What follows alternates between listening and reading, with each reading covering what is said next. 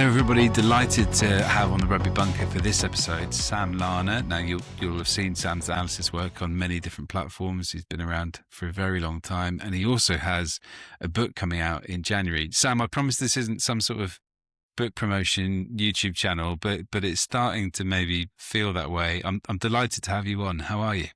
I'm very well, thank you. And it's great that so many people have got books out now or in the near future about rugby. I think it's been underserved for a while. So although this isn't your full-time book promotion channel, hopefully there's some good stuff coming up. I'm not against it as a full-time venture. I've got to be honest. Like if this is what it's going to turn into, that's fine by me. Sam, give me a bit of background about kind of your work and how long you sort of been in the analysis game for. Yeah, well, so I guess I've been playing rugby since I was probably about 6 or 7. I go Welsh Dad, which is a good way into the game. And so I was playing up in Yorkshire, and then got injured when I was kind of first started playing senior rugby, or a couple of years into playing senior rugby, which I thought was going to keep me out for good. And I really wanted to stay in the game, so I started coaching at a Colts level, and then I'd been interested in analysis at that point for a while. I think, to be honest, like a lot of people, I got involved or interested in it through reading Moneyball and being like, oh, I'll just do this for rugby, and continue to realize it's quite difficult. But I basically emailed Blackheath at the time. This would have been 2014 maybe, or 2013, around then.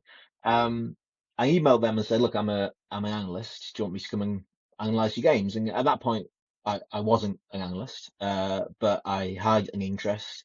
And so they took me in, and I did some very basic analysis for them. And I think on the second or third game, I identified at half time something that their opposition, I can't remember who the opposition were now, were doing in the line out. Let the coach know. He was quite excited about it. And then the second half, Blackheath fully committed to kind of what I said, which left massive holes for the opposition, who then just flew into those holes. So luckily they kept me on after that. But then I guess ever since then, I've obviously worked with you, Ben. Yeah, I think you might be my first editor. I first started out on, was it called the Rugby site? Was that what it was called? The Rugby blog? Wow, I mean, that's an honour for me. Yeah, so that could have been the rugby blog days. So we're talking 2011, 2012, which is going back a long way. I certainly remember I dug through the archive before we set this up, and I found us chatting over Twitter about doing some analysis on England's defence for Planet Rugby back in 2016, so nearly a decade ago, which is even on its own incredibly impressive. So yeah, I was going to say you've been doing this for a very long time, which leads me into the book, I guess. So to get the title up, because I had it up before me just now, and I've now forgotten it. I could just ask the author. Tell me about the title of the book, and tell me about how long it took you to write, and the kind of process behind it. Absolutely, yeah. So it's called Attacking the Space, and it's got a nice subtitle, Inside Rugby's Tactical and Data Revolution, which gives you a sense of kind of what it is. But I would say this has taken me on and off about 6 years. So in 2019, I went to the Rugby World Cup in Tokyo. I was in Tokyo. It was obviously in Japan.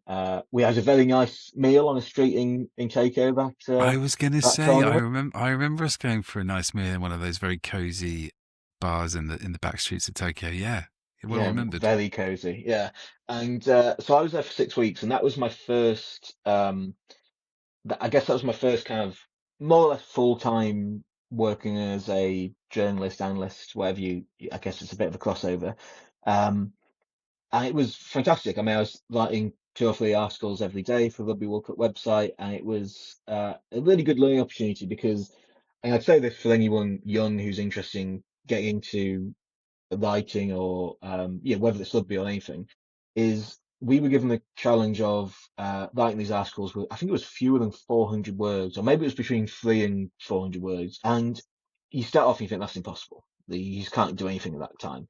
But then you realise that you have to keep it short, and you have to be concise with the explanations, and you can't aim to do too much. You can't analyse the entirety of Wales' attack. You have to just look at one area and be right to an audience that is of new fans, or what you might perceive to be new fans. And then when I left, I was kind of sad to be back into the real world with my regular job and less writing opportunities. And I thought, I think there might be a book in this, because we've had stuff like Inverting the Pyramid, which was when we were pitching this book, that was like the shorthand, really.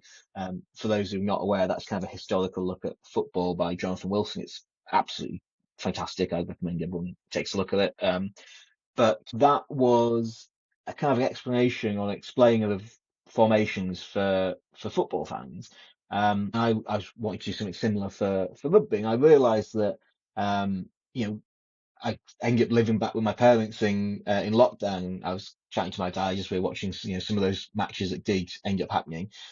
And it was interesting because he's been in the game either playing or watching or whatever for kind of 60 odd years, and there were so many concepts that he was unfamiliar with. So things like pods, he kind of unfamiliar with why teams are kicking. And it made me realise that I'm not a massive football fan. I quite like football. I'll watch a bit of it, but I know what a 4-4-2 is. I know what a false nine is. I know what an overlapping winger is. I know what a low block is. And I'd say that's true of most people who have a passing interest in football. Whereas the people who have a passing interest in rugby, 1-3-3-1, not a clue. They would have no idea what that is.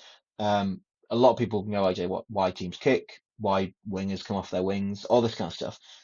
And then that kind of solidified into the idea for the actual book. So I started that in 2019, pitched it, got nowhere.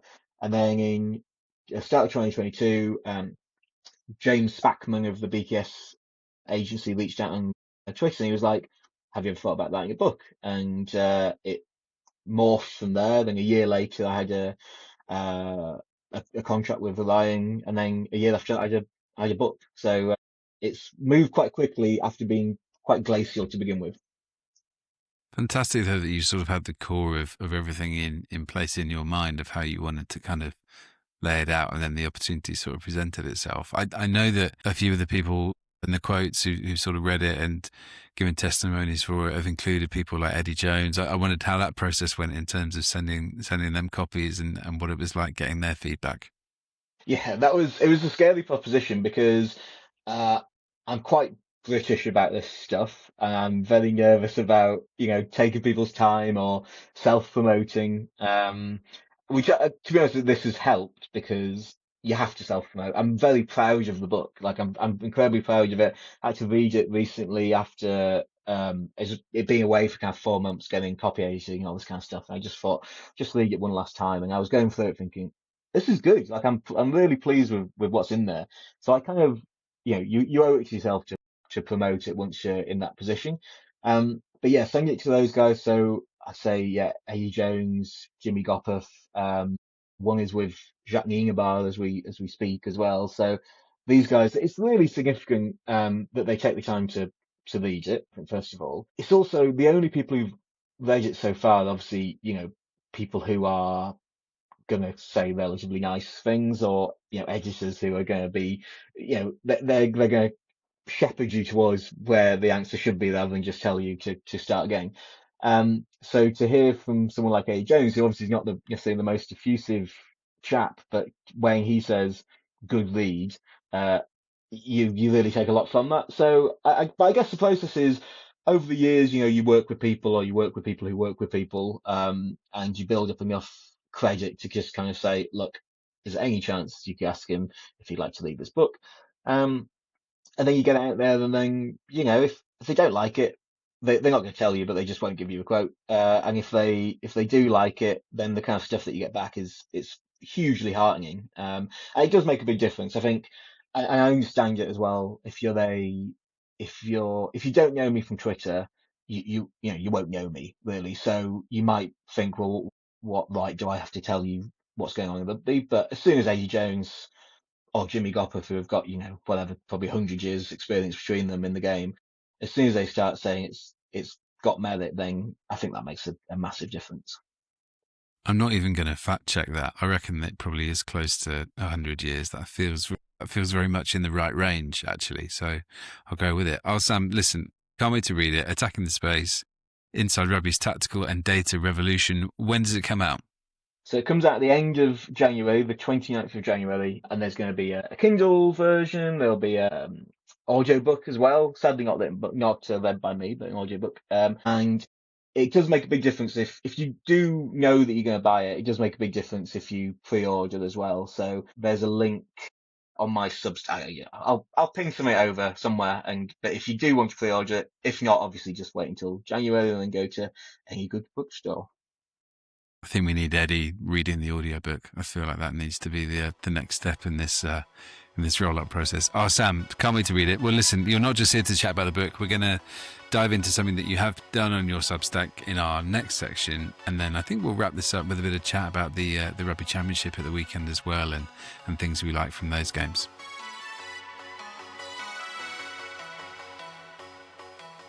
Okay, next up, we're going to chat about something that Sam has done on his Substack, which is samlarner.substack.com, where, Sam, you've picked out kind of a breakout 15 in Prem Rugby for this season, and I just want to pat myself on the back because I think that's the first time I've not said Premiership instinctively.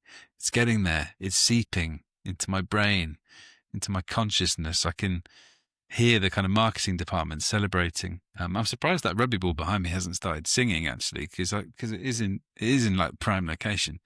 I digress. Sam, you've written on your Substack about a breakout 15, and what really kind of piqued my interest and why I wanted to chat about it on the YouTube channel was the kind of way you've done it and the system you sort of come up with to pick who would make your breakout 15. So maybe just give us an explanation of how you got to that point and the kind of methodology behind it. Yeah, so I had this idea a little while ago of I'm not very good at like fantasy sports because I kind of lose interest early doors. Although this year I think is going to be different. I'm in the draft 15 one, but one of the things I struggle with as well is that often it doesn't really capture the value of a player, especially an underrated player. And so I had this idea of picking players who had played a certain number of minutes last year and then seeing how many more they played this year. And so I was hoping I would do it with a few people and we could see who had the greatest net increase in minutes played. But I set myself a challenge of looking at 5,000 minutes in total. So I had a budget of 5,000 minutes, which ends up being, about 300 minutes per player last year. And I was taking that and I was thinking, okay, well, if they've only played 300 minutes in the Premiership last season, then obviously they have the potential to break out this year. They've not been a big name. I wasn't picking players who were injured last year who would potentially break out this season. It was just really interesting to go back and look at the list of players who were in there because there's some players who've played far more than you might anticipate and some who've played a lot less. I mean, one of the guys I've got on there is George Hendy. I think he played 529 minutes last season, which is not a huge amount, but he made his 50th Saints appearance on Sunday. So there's players like that in there, and then there's perhaps some really unheard of or unheralded players who I think are on the up. Yeah, because I was just going through it earlier before we got on there. I think Alex Wills, who's at Sale, he might be the lowest. He's got 100 minutes on his list, on his record. I think that's right. Would he be? Yeah. Is he potentially the lowest on there? Yeah, I think he is. I think so. I guess just to clarify, this is just Premiership minutes. So they might have played a decent amount in the Prem Rugby Cup. Not everything, I guess, is shortened, but Prem Rugby Cup. And he was impressive there, and he also has got a decent amount of time over with Coldy as well in the Championship. So he's someone I think is going to be really impressive and someone to look for. So as a general rule, the people I like the most are players who have experience behind them. So someone like Wills, he's actually played a lot of rugby last year, just very little of it at the Premiership level. And I would much rather take him over someone, maybe younger who has almost no experience because his ceiling is high, but the floor is very low as well. Where someone like Wills, he's got that experience, he's got that kind of championship seasoning, and I think he'll go better because of that. And I guess one of the factors that you have to sort of consider is, as obvious as this sounds, are those players in a position for their club where there is a chance of decent minutes? Like, where do they fit on the depth chart? If a player is injured or a player is kind of called up for the test duty, how much does that sort of change their kind of outlook in the season as well, which is also quite a key thing. I mean, I'm thinking about someone like Finn Brown from Northampton, who you've got as your number 8.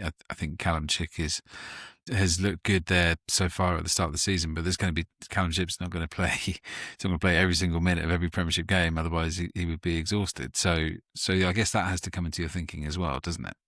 It does, yeah. I think that's the big challenge because on paper, you know, João or Augustus going to Ulster should make that job easier, but his replacement is Chick, who scored a hat-trick in his first game and got man of the match in the first Premiership game. So for someone like Finn Brown, you wonder whether he will get, will he have a season where they go, yeah, to be honest, we're not sure there's going to be much Premiership action, so we might send you off to, Bedford Blues or whatever it might be.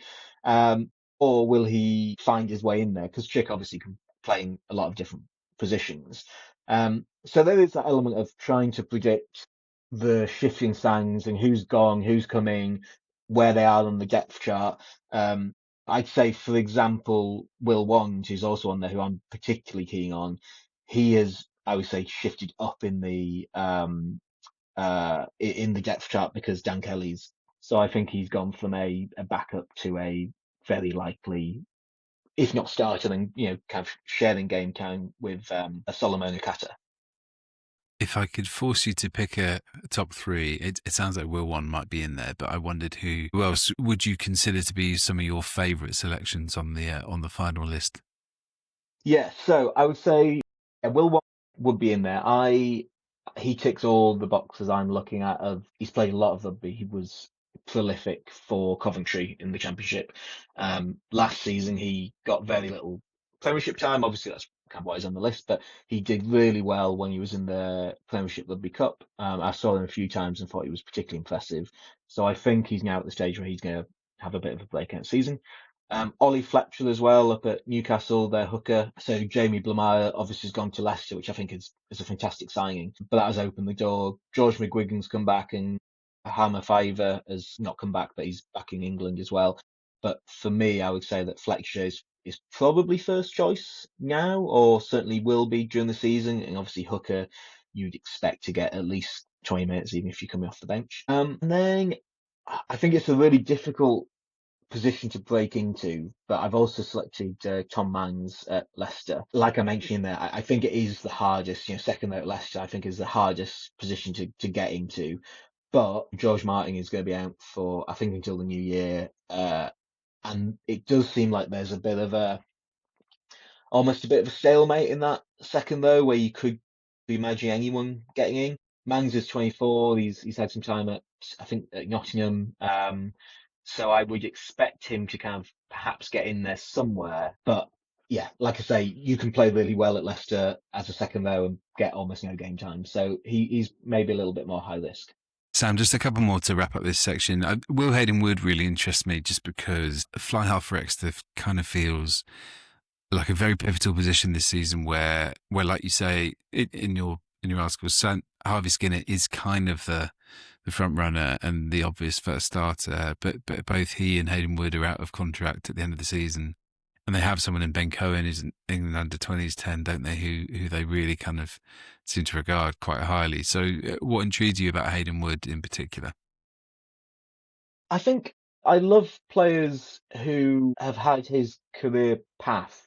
So, getting to know a lot of players who I guess you would class as journeyman. I'm not sure if that's unkind, but I think you'd probably say that. And he was with Wasps when they folded and then went to Massey and Preux de Deux and then came back to England with the Chiefs. So he's made it work. And I think that players like that, even at 24, when you speak to those kind of guys, you see how incredibly mature they are, kind of, for any age, really. I always feel out of place when I speak to players like that. You're always thinking over the old head, but actually, you're learning a lot from them. So I think with him, he seems like the kind of player who will take his chance when it comes up. I think So personally, I think that Exeter will have a good season this year. I think they had an absolutely woeful first half on Sunday, but then they did turn it on. It's not quite clear which of those two is the true Exeter. I guess we won't know for at least a few rounds. But in that case, there will be a few battles on a few different fronts. I can see Will Haydenwood getting those chances and maybe being able to make them his own. Obviously, with a bit more success behind him, a bit more of a successful team, I can see that happening. So I don't necessarily think he'll start with loads of Premiership game time, but I could see him impressing in Europe or in the Premiership Rugby Cup and then moving into that position. He can also cover a few different positions, so I think that will be helpful. Exeter have done some good recruitment, but it's not they haven't massively improved their backline. So I think that he will, or they certainly haven't improved the depth of their backline. So I think that he will be called in perhaps to cover centre, to cover fullback, or to cover fly half as well. So I can see him getting a bit more game time that way. Yeah, definitely. Yeah, that makes a lot of sense. I guess the final point I wanted to make on this topic was just that finding these kind of players who can emerge as full-time starters who might not necessarily be on the highest kind of salaries within your cap and so therefore kind of make life a bit easier for you in terms of balancing the books, but also provide you with a high quality level of output throughout the season. They're massive for clubs, aren't they? Especially at the moment with the way teams are set up and the way squads are kind of operating with not everyone spending up to the cap. I think that's why when we've spoken about kind of breakout players or players who are impressing in pre-season that people might not be as aware of, which I've certainly done on my Substack in the last month, and I know you've written about as well.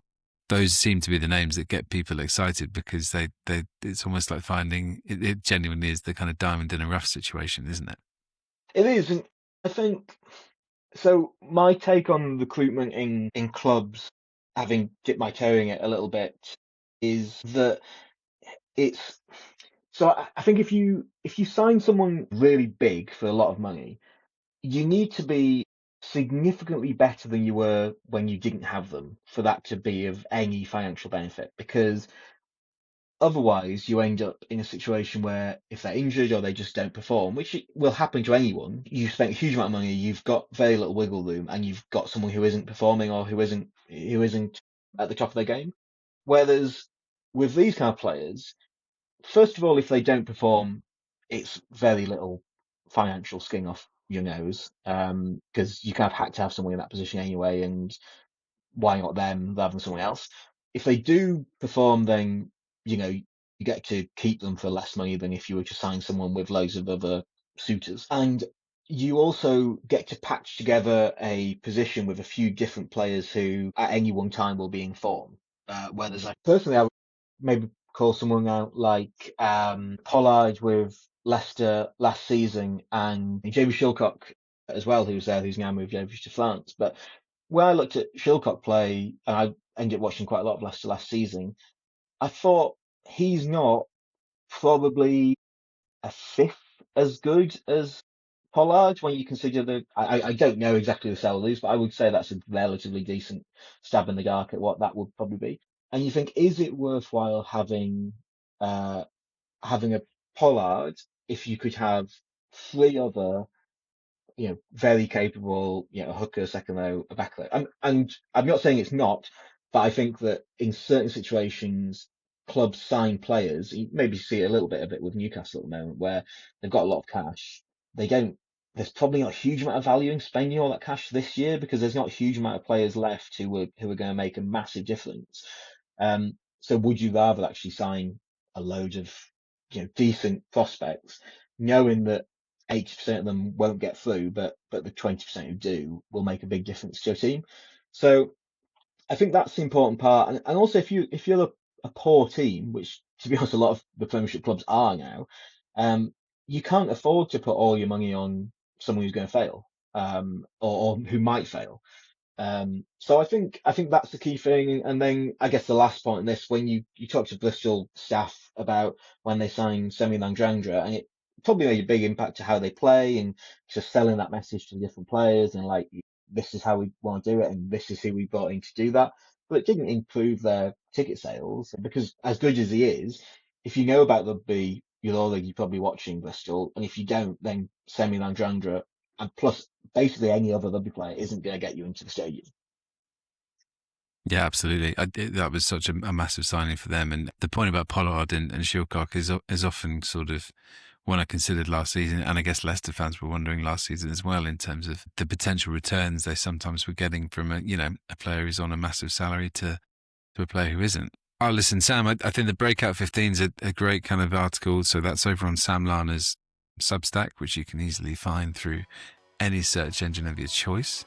We're going to take a quick break, and then we thought we'd touch on what we liked from the Rugby Championship action on the weekend.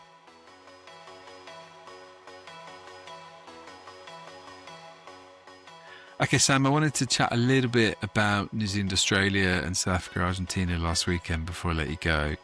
If we start with Bledisloe Cup action, I think the All Blacks are in a really interesting place, aren't they? In terms of had a good 20 points to 3 lead in this, and then Australia kind of came back into it before the half. There are kind of little questions for me personally about the kind of strength of New Zealand's maul and their kind of goal line defence. And this has been going on for a while, whether physically they're still able to kind of handle teams who come at them in that way. I mean, we saw this in the Springboks game as well. I wonder what you kind of make of their work at the moment in that area.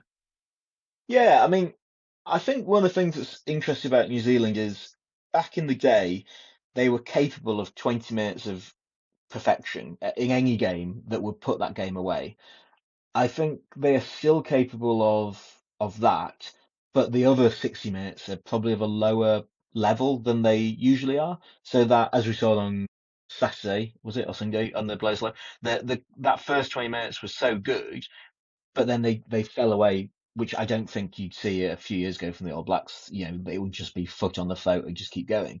And I agree. I think a lot of that comes from that soft line out defence, which obviously penalises penalties much higher than a team who can't launch from their line outs, which I guess we saw in the Women's World Cup final with Canada. You know, England gave them chances, but they just couldn't launch. It means that you may as well go for more balls if you're England or if you're Australia, because you're going to get the penalties are worth so much more. So yeah, I do think there's glaring weaknesses.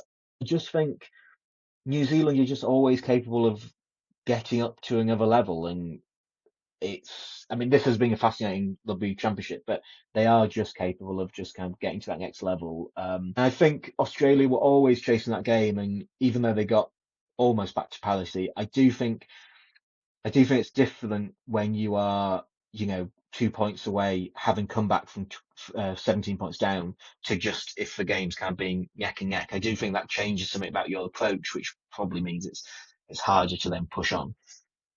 Yeah, I think the thing that stood out for me from a Wallabies perspective was actually kind of how they were refereed at the breakdown, and how often they were sort of pinged for scooping back or hands past the ball. Like that happened.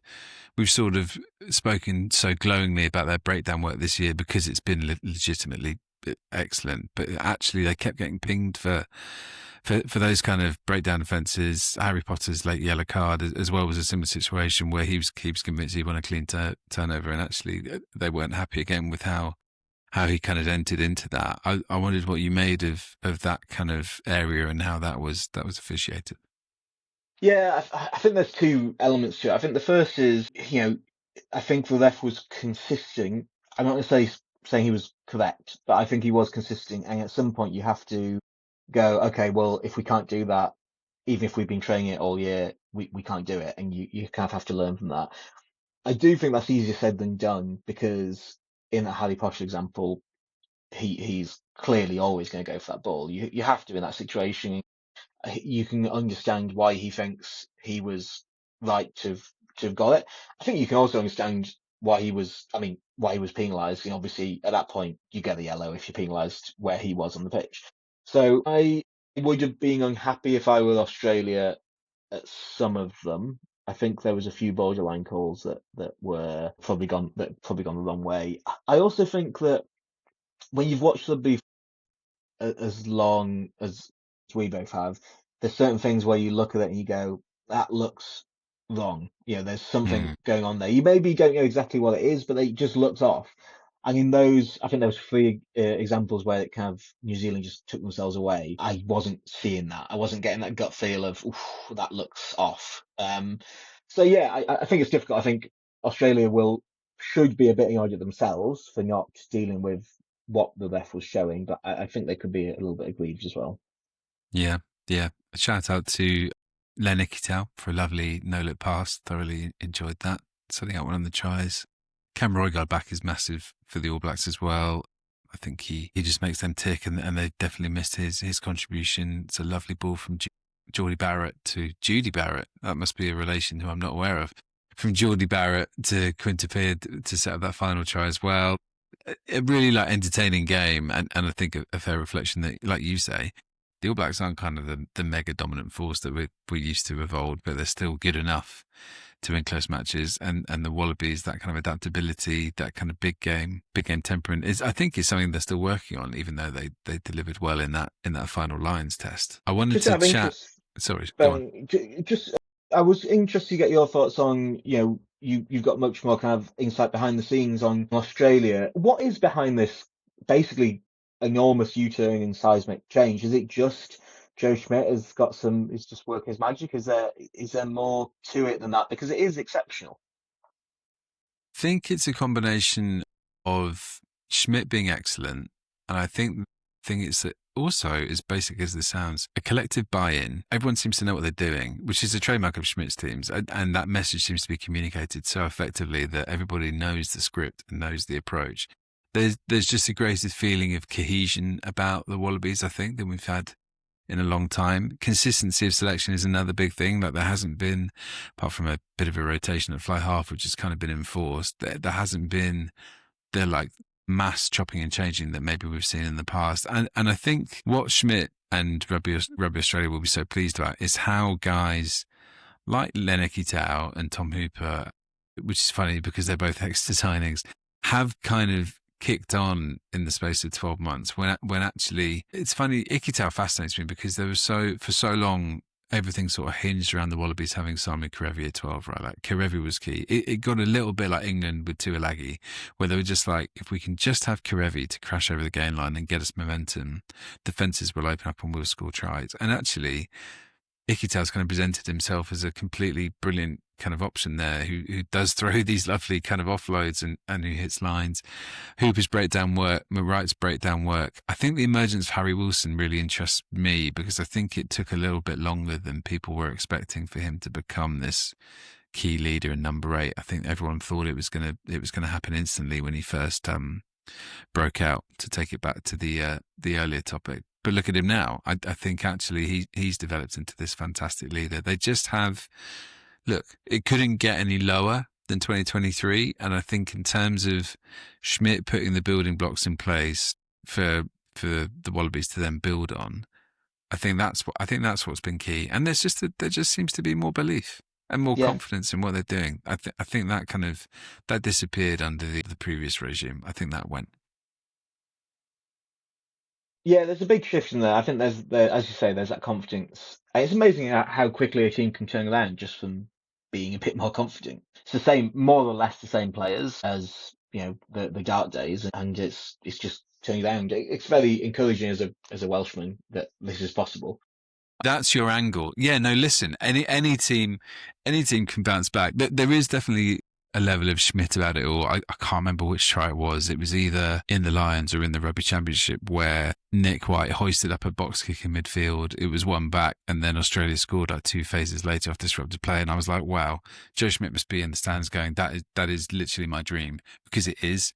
We saw it so often with Ireland, where Conor Murray would just launch a bomb and then Ireland would compete in the air and then score off a disrupted defence. So I think Schmidt has brought real clarity and real kind of cohesion, which is what they desperately needed. To jump to Durban and chat about South Africa, Argentina, I love, this might sound a ridiculous thing to say, I love the Cheslin Colby era with the restart so much, because it just shows that even the world's best winger, which Colby's absolutely in the conversation for, like anybody can make those kind of mistakes. It's the kind of mistake you would see like on a rugby field up and down the country, like in the UK, like on a weekend, people just accidentally dropping out like that. I thought there was something just really admirable and enjoyable about how it kind of leveled professionals and amateur players in one. What did you make of it? Yeah, I wasn't quite sure if he thought something was on, or whether he was literally just getting the ball back into the centre so someone else could kick it out. But I thought it was absolutely genius by which of the Argentinians was it who scored that? Was that Chocobales or was it? Yeah, it was Chocobales, wasn't it? Yeah, I thought that was genius to get on it. But yeah, it was quite an interesting game from that perspective because also South Africa got penalised the first time they tried to go over the back of the line out because I think it was Feinberg and Zulu who was offside, which you almost never see penalised. So that it was quite interesting from a kind of a laws perspective and the rugby nerdery perspective to see some of those things actually get pinged. Yeah, it certainly was. I mean, apart from that, Feinberg and Gomezulu had.